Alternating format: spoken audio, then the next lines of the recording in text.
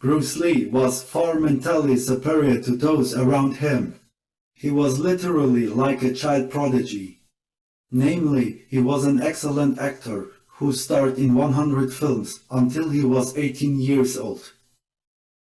At the same time, he was a charming dancer who usually took first place in the cha-cha-cha tournaments. Sure guys, you're probably wondering, what about his martial arts?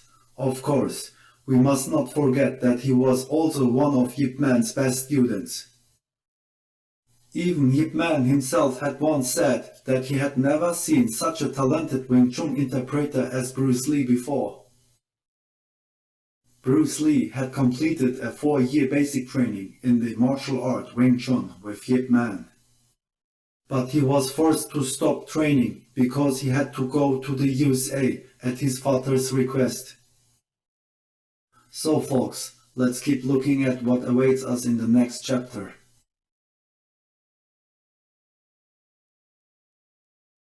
In the early days, Bruce was very sad that he had to leave his family and friends and start a new life in USA on his own.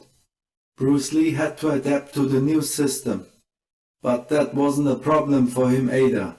After he had beaten up a few people in the high school because they had tried to bully him, he became something of a superhero among his classmates.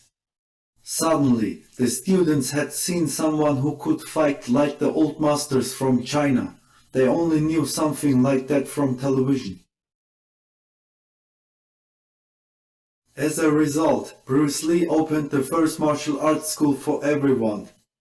In other words, no distinction was made as to where one came from, which was common in traditional Chinese schools. Until then, the Chinese kept their martial art a secret. If it was taught further, they only among themselves, no one else. With Bruce Lee, the whole thing changed. People flocked to his schools like madmen to learn from the great master. Everyone was fascinated by him and his martial arts. Bruce Lee had given his life in the USA a new run. Well, folks, we can devote ourselves to the third part of this documentary.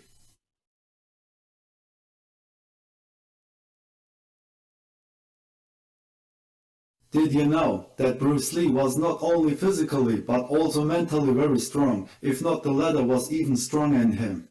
His mind was very diverse.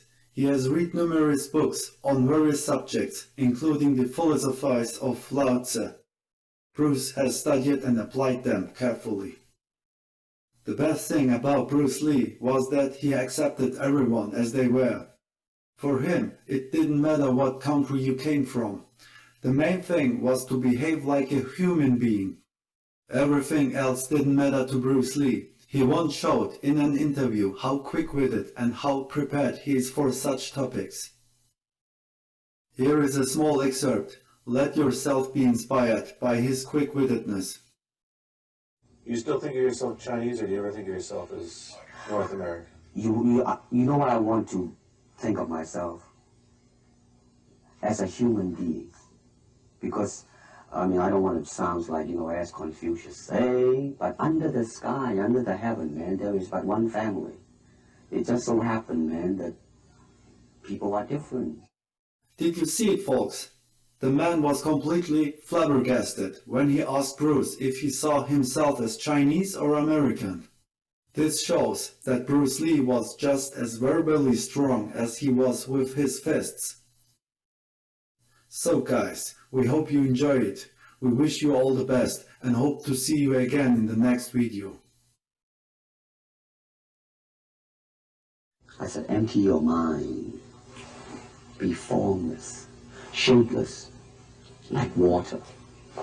Now you put water into a cup, it becomes the cup. You put water into a bottle, it becomes the bottle. You put it in a teapot, it becomes the teapot. Now water can flow, or it can crash. Be water, my friend. Like that, you see? I see, I get the idea.